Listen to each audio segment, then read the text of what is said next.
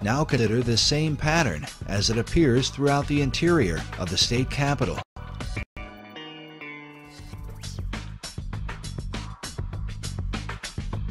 Inside the old Supreme Court room, and in various forms throughout the Library of Congress.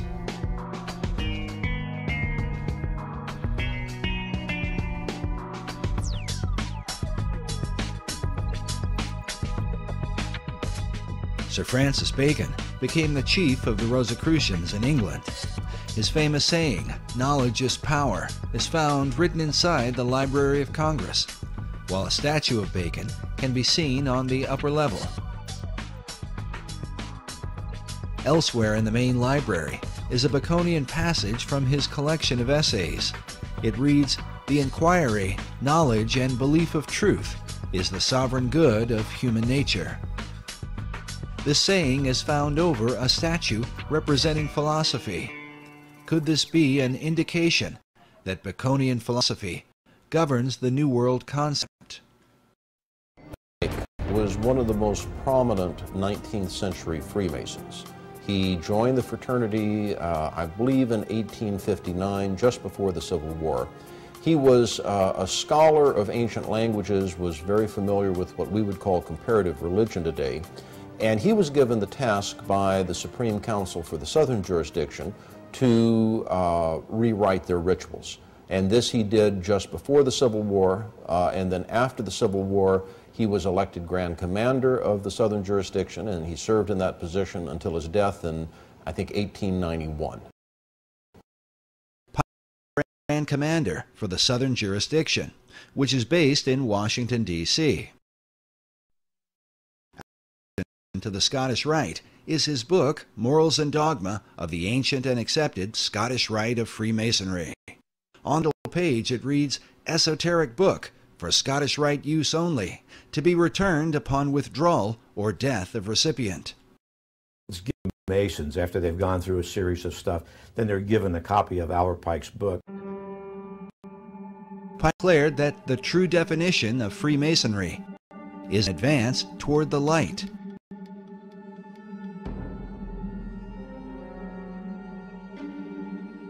The question then becomes, what is the light of Masonry? We believe the answer comes from Pike's own words. In Morals and Dogma, Pike wrote, "Lucifer, strange and mysterious name to give to the spirit of darkness. Is it he who bears the light? Doubt it not."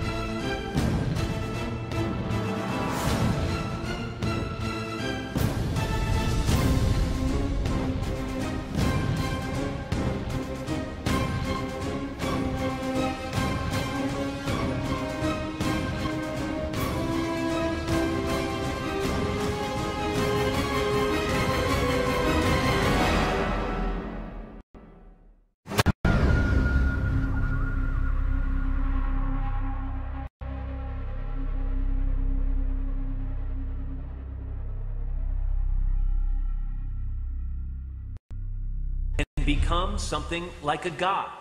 You might be surprised to learn the founders had a similar idea. There is a painting in the Capitol. Yes. Tell me about it. Well, it's a painting that I was shocked to find was there. I said there was a painting called The Apotheosis of Washington. Apotheosis meaning the God-making of Washington. George Washington becoming a god. It seemed almost irreverential. It was like, how can a man become a god? But it really, to my eye, and to other historians' eye, catches this concept of the power of man. Again, can you imagine anyone putting forth that notion of politicians as gods? Right. Here we are in the 21st century. Well, you'd be run out of town. You'd be run out of town. There was a statue of George Washington that sat in the Capitol. He was unclothed. It was a model of a statue of Zeus. It was George Washington as a god. Right. In Scientology, we believe that anybody's abilities are potentially godlike. I believe in God. Describe God? Wow. Well, I would say for me, it's a really personal question. Well, it is, and you don't have to answer it. It's we can move on if you don't want to answer it. It's entirely up to you. Yeah.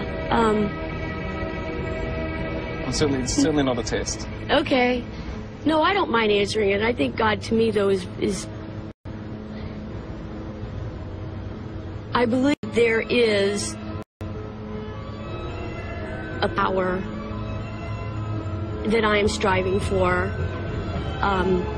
I think the best way to describe that would be to name that God, you know.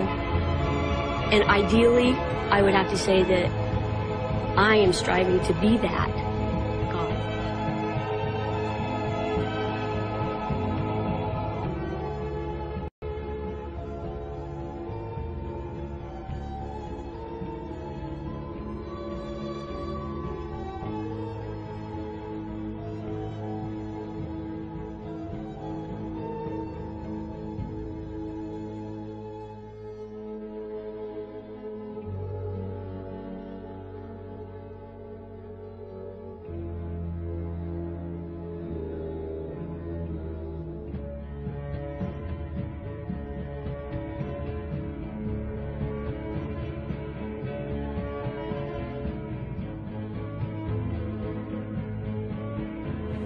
I know for a fact that there's definitely people that believe in Satan and worship Satan, you know what I mean? That's real, that exists. Like there's people in power that to control the labels, the owners of the labels. Yeah, that exists. Them motherfuckers is devil worshippers. Like I don't know how many of them, who they are, whatever. But yeah, that exists. That does exist. That's a fact.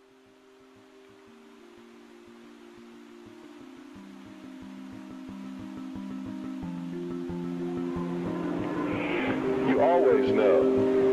We always know which is the right way and which is the bad way. The bad way sometimes feels better, so we may choose that way and justify it by rationalization in order to make ourselves feel better about the bad that we did. Isn't that the way we all do things? Even if we do something wrong and we know we're doing something wrong, don't we attempt to rationalize it in our own mind and to our friends to justify what we're doing? So I believe it's a great fallacy to set out to brand those whom we disagree with as being evil people. The result of their actions we may perceive to be evil. We may perceive it to be bad. But I guarantee you those people don't see it that way. You see, nobody gets up in the morning and sets out to do evil. Nobody consciously does that. I've never met any person in my entire life who said, I'm evil, I'm going to do evil things, I like to do evil things, I want to do evil things. They don't exist, in my knowledge. And when we present ourselves to them in that light, we're good and they're evil. Do you think we have a chance of getting them to listen to us? Not on your life. It's not going to happen. So I think we have to change the way we talk. We have to talk to them in a different manner.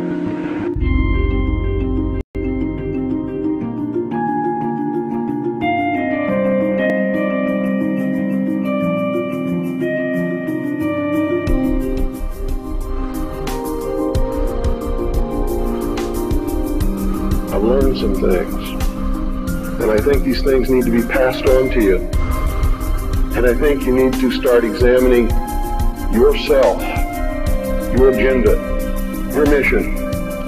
Who are you? What are you about? What do you believe about America? Is it true? Are you helping to divide us more? Or are you helping to bring us together? Do you really understand what this country is all about?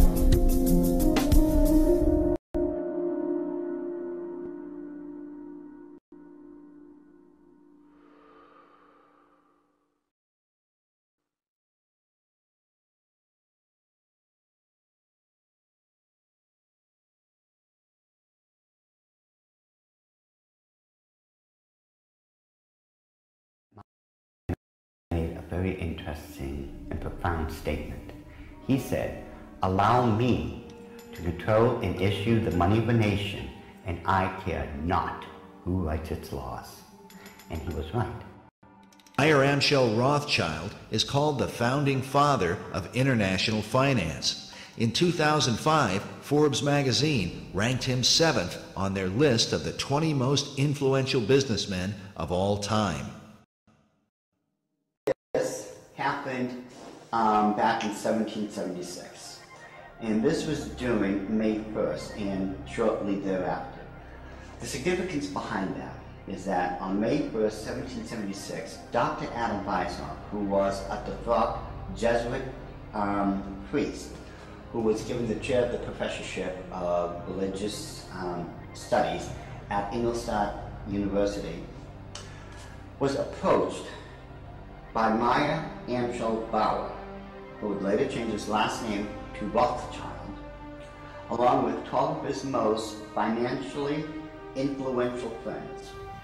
They knew Weishaupt at that particular time was not only a genius when it came to the occult world, but Weishaupt also had an axe to grind, because it was the Catholic Church that just recently defrocked him. He was no longer a Jesuit priest, and he was going to send a message to them, to the monarchies of Europe, and to all other people who would try to have their will over his. What Rothschild and Weishaupt came up with was a plan to destroy the old world system of government through monarchies and the church, and to set up a new world order in its place. This is said to be the great plan of all the secret societies. So what happened? Meyer Amschel Bauer approached Weishaupt and basically told him, "We know you've got the occult knowledge and genius, put it all together. We've got the money. You do it, we'll back it." Just paraphrase what really happened. So in 1773, Weishaupt started creating what had never been created before. The idea of Illuminism had always been around, ever since the days of Babylon, with the co-founders of being that Nimrod and Semiramis. But no one had ever been able to actualize it. However, May 1st, 1776, the Order of the Illuminati had become a reality under the auspices of Dr. Adam Weishaupt. Now, like other nations, orders, countries and such, they have their two great seals. The Order of the Illuminati does. Those two seals can be found on the back of a $1 bill. People mistake those to be the two great seals of the United States of America. They are not. Those are the two seals of the Order of the Illuminati, and I'm going to explain it to you. In order to understand the seal itself, we have to first take a look at every single thing that composites it. We look at the first part of it on our left, which would be the truncated pyramid one. Above it is a 13-letter Latin expression that says Annuit Corruptus, and directly underneath the base of the pyramid is a 3-word Latin expression which is Novus Ordo Seclorum.